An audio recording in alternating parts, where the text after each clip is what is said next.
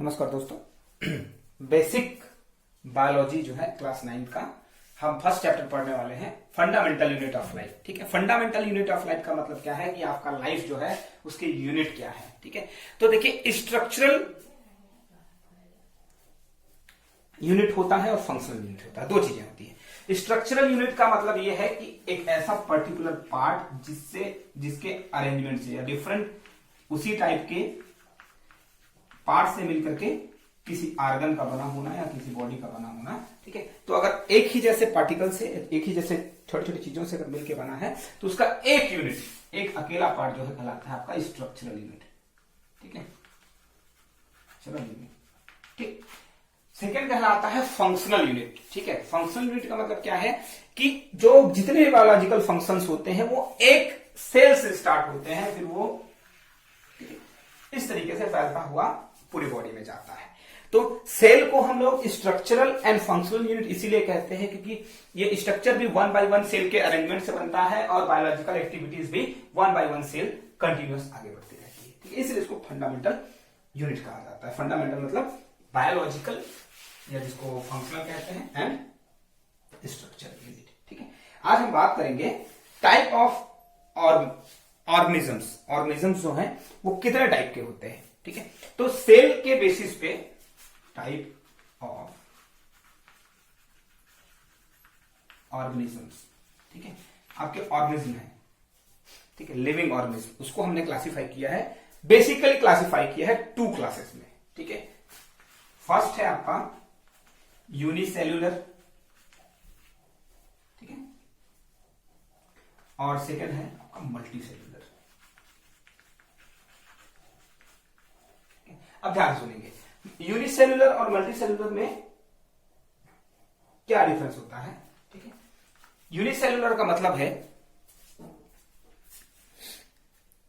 ऐसे ऑर्गेनिजम्स या ऐसे एनिमल्स या प्लांट्स जिनमें सिर्फ 1 सेल होता है। ठीक है, और मल्टीसेल्यूलर में मोर देन 1। बस एक चीज याद रखिए, ऐसा कोई भी एनिमल जिसकी बॉडी में सिर्फ एक ही सेल हो वो यूनिसेल्यूलर ऑर्गेनिज्म कहलाएगा, और जिसमें एक से ज्यादा होगा वो मल्टीसेल्यूलर कहलाएगा। ठीक है, अब यूनिसेल्यूलर में क्या है, जितने भी बायोलॉजिकल एक्टिविटीज हैं। ठीक है, बायोलॉजिकल एक्टिविटीज क्या क्या है,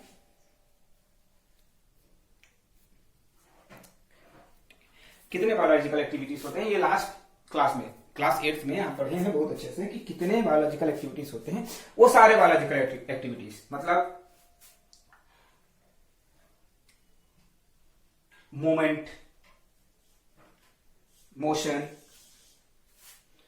डाइजेशन, एक्सक्रेशन, ठीक है, रिप्रोडक्शन एटसेट्रा, सारी एक्टिविटीज जो है सिर्फ एक ही सेल में हो जाती है, तो उसको हम लोग यूनिसेल्यूलर ऑर्गेनिज्म कहते हैं। सबसे कॉमन एग्जांपल है आपके प्रोटोजोआस। प्रोटोजोआस मतलब समझते हैं, ठीक है, ये प्रोटोजोआ क्या है आप आगे पढ़ेंगे।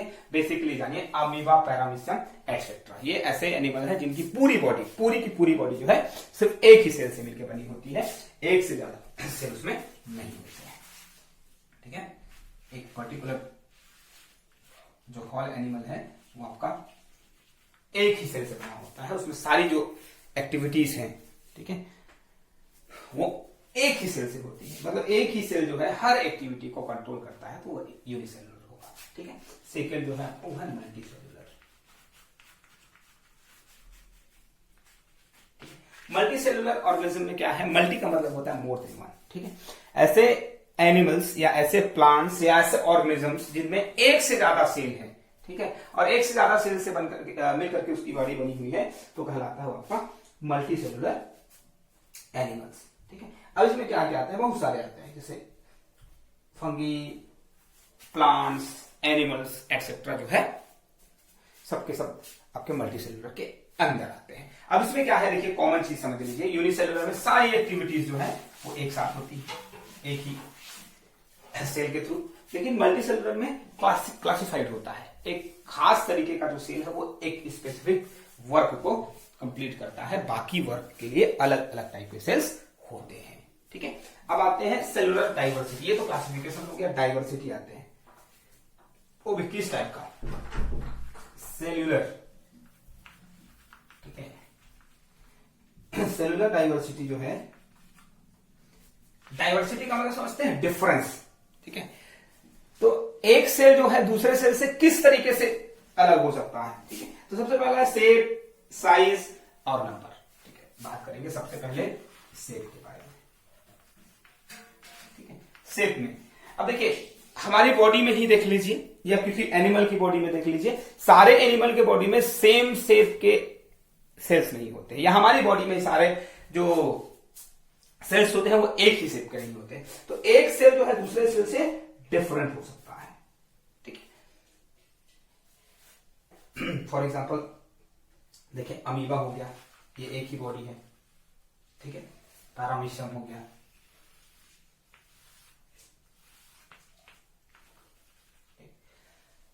फिर स्पर्म सेल हो गया,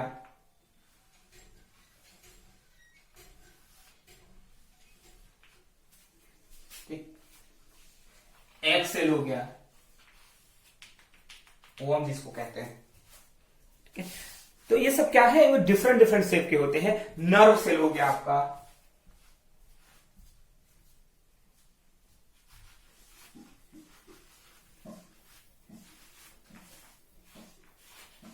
ये तो इस तरीके के डिफरेंट डिफरेंट शेप्स होते हैं, और इसी अलग अलग शेप के कारण इनमें डाइवर्सिटी होती है कि सब एक जैसे नहीं हो सकते। जितनी भी दुनिया में एनिमल्स या ऑर्गेनिजम्स हैं उनमें सारे सेल जो है एक जैसे नहीं हो सकते, या सारे एनिमल्स के सेल एक जैसे नहीं हो सकते। इसको बोलते हैं डाइवर्सिटी इन शेप में अलग अलग होते हैं, ठीक है।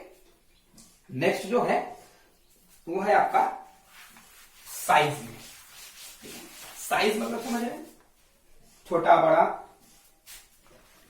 सेल साइज जो होता है वो भी छोटा या बड़ा होता है। फॉर एग्जाम्पल देखें ऑस्ट्रिच का जो एग है, ठीक है, वो सबसे बड़ा लिविंग सेल है, ठीक है। उससे बड़ा लिविंग सेल और कुछ नहीं होता। नर्व सेल्स सबसे लंबे सेल होते हैं, ठीक है। आपकी बॉडी में जो जितने भी सेल्स होते हैं ह्यूमन बॉडी में, उसमें सबसे लंबा, ठीक है, सबसे लॉन्ग सेल जो होता है वो नर्व सेल होता है, ठीक है। और आरबीसी जो है, रेड ब्लड कैपिलरीज जिसको कहते हैं हम लोग, ठीक है, या ब्लड सेल्स, वो सबसे छोटी सेल्स होती है। तो इस तरीके से साइज में डिफरेंस आता है। फिर है नंबर ऑफ, ठीक है, फिर नंबर ऑफ सेल्स थर्ड जो है। अब देखिए सारे एनिमल या प्लांट बॉडी में सिंपल नंबर नहीं होता, एक ही नंबर के सेल्स नहीं होते हैं, ठीक है। सेल का नंबर जो है कम ज्यादा होते रहता है, और इसी कम ज्यादा के बेसिस पे जो है अलग अलग टाइप का, ठीक है, उसका बॉडी का स्ट्रक्चर होता है और अलग अलग फेनोमिनास होते हैं, ठीक है। अब नंबर में क्या है, स्टार्ट होता है 1 से। चलिए नेक्स्ट डाइवर्सिटी है नंबर, ठीक है, नंबर ऑफ सेल। तो जितने भी ऑर्गेनिज्म हैं उन सब की बॉडी में एक ही नंबर ऑफ सेल नहीं हो सकता है। ये स्टार्ट होता है 1 से और खत्म होता है आपके इन्फिनाइट तक, ठीक है। मतलब मिनिमम सेल जो है किसी भी ऑर्गेनिज्म के बॉडी में एक हो सकता है, जो यूनिसेलुलर कहलाता है।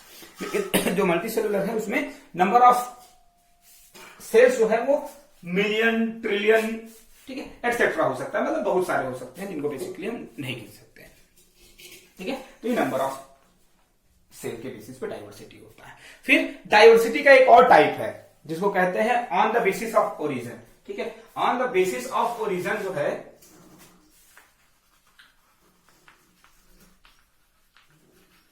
ठीक है, ओरिजिन के बेसिस पे क्या होता है, दो टाइप के सेल्स होते हैं, यूकैरियोटिक एंड प्रोकैरियोटिक, ठीक है। यूकैरियोटिक और प्रोकैरियोटिक सेल्स के बारे में मैंने लास्ट ईयर बताया था आपको,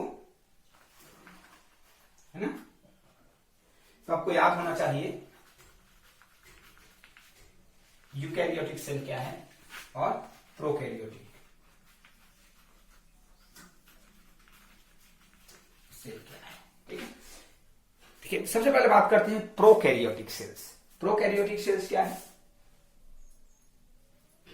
ये इनिशियल सेल है। इनिशियल सेल मतलब जब लाइफ का डेवलपमेंट शुरू हुआ तो सबसे पहले जो सेल्स बने उनको हम लोग बोलते हैं प्रोकैरियोटिक सेल्स। ये नॉट वेल डेवलप्ड होते हैं, इनका न्यूक्लियस जो वेल डेवलप नहीं होता है, सिंगल लेयर का मेम्ब्रेन होता है जिसको हम लोग सेल मेम्ब्रेन कहते हैं, ठीक है। बॉडी ऑर्गेनल्स जो हैं वो ज्यादा, या सेल ऑर्गेनल्स जिसको बोल सकते हैं, वो ज्यादा डेवलप नहीं होते हैं और लिमिटेड फंक्शंस होते हैं, और बहुत कम जो आपके स्पीसीज हैं उनमें मिलते हैं। फॉर एग्जाम्पल मोनरा क्या है, ठीक है, मोनरा, बैक्टीरिया, ब्लू ग्रीन एल्गी जो है इनमें ये इस टाइप के सेल पाए जाते हैं। ठीक है, फिर है eukaryotic cell. Well developed modern cell जो है वो यूकैरियोटिक सेल्स कहलाते हैं, जिनमें वेल डेवलप्ड सेल मेम्ब्रेन होता है, वेल डेवलप्ड न्यूक्लियस होता है, well developed with organelle membrane से कवर्ड ऑर्गेनेल्स होते हैं उस सेल में, तो उस सेल को या मॉडर्न सेल को हम लोग यूकैरियोटिक सेल कहते हैं। तो ये बेसिक तरीके से आपका इन्फॉर्मेशन कंप्लीट होता है। अब वन बाय वन हम आगे बात करते जाएंगे सेल ऑर्गेनेल्स के बारे में। ठीक है, सेल ऑर्गेनेल क्या है या किस टाइप का सेल ऑर्गेनेल होता है, ठीक है, नाम क्या होता है, उसके फंक्शंस क्या होते हैं, स्ट्रक्चर क्या होता है, इंपॉर्टेंस क्या है, ठीक है, इसके बारे में हम कंटिन्यू बात करते हैं।